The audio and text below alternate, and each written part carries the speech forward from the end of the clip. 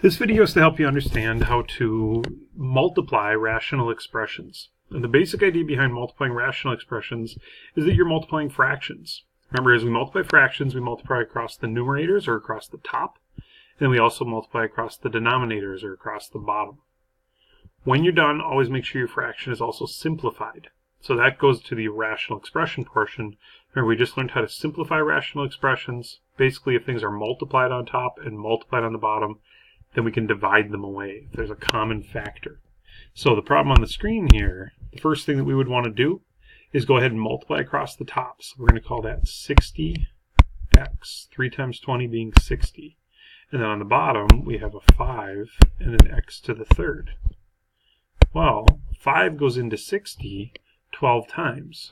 So what we can do is go ahead and call this a 12, and go ahead and call that a 1.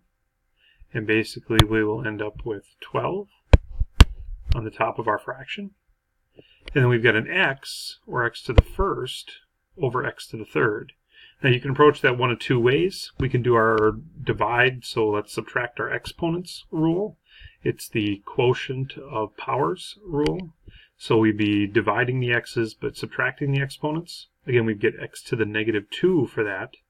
But again, any negative exponent, essentially we're going to move to the bottom and call that x to the positive 2 exponent.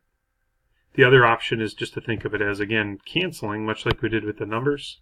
If I cancel one x out of the top, and I cancel one of those x's out of the bottom, I'm left with x squared in the denominator.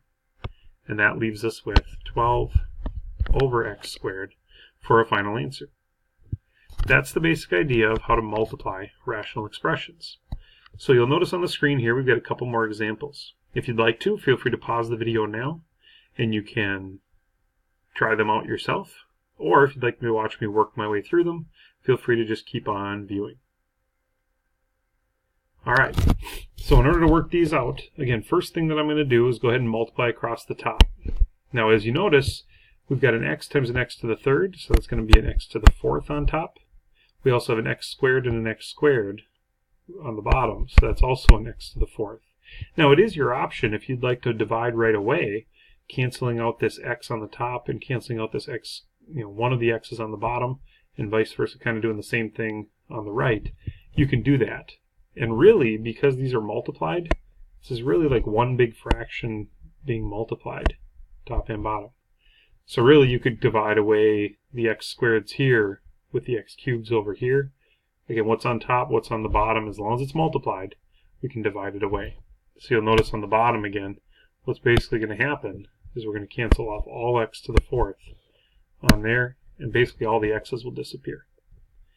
Now the same thing up top we could do again over here. If we have a 3 on the top and a 15 on the bottom, I can either call that 6 over 15, and then divide away my 3 afterwards, call that a 5, call that a 2, or we could have done it right away. If I took the 3 out of the top here, and the 3 off the bottom there, I would have had my 5 on the bottom already. All in all, we end up with a 2 in the numerator, x to the fourth is gone, and a 5 in the denominator. Again, x is also being gone, and a 2/5 is our answer. Let's do the same thing over here on the right. Again, let's do the quick divide first this time. So we've got our 8 on the bottom, which is going to go into 24 3 times. And again, I've got 1x on the bottom, but I can take one of them out of the top. So I've got 3 times x times 1 is going to be a 3x. And on the bottom, just a 5. And because we've already canceled everything away, that's the best we get. Again, on the next screen, we've got a little bit trickier problem. Now we've got some quantities. Again, the big hint that we learned with polynomials is we want to factor them first. In order to divide, we need things to be multiplied. We need to be in factored form. So, taking a look at it, on the top of this one, we are going to have, oops, just a second here, we're going to have a 4x on the left there, and I'm going to have an x plus 1 on the right.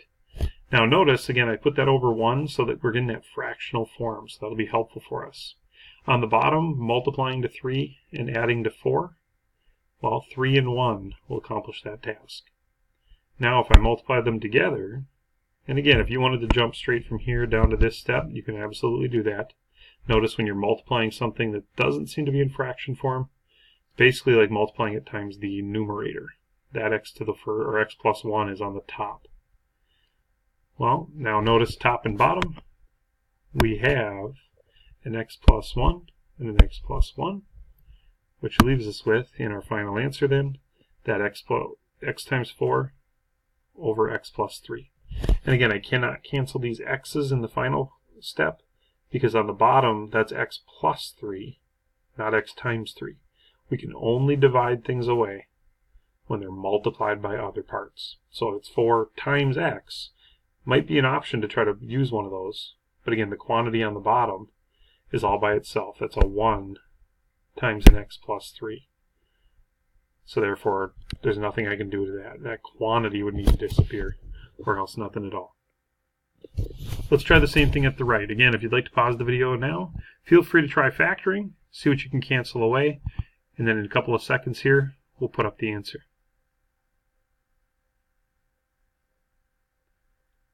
Okay, so the first thing we'd want to do is factor.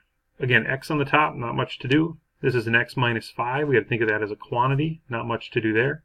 Same thing with the x plus 5 on the bottom. But x squared minus 25 can be factored into x plus 5, x minus 5. That's that difference of squares pattern. 5 times negative 5 being 25. And again, outside is negative 5x.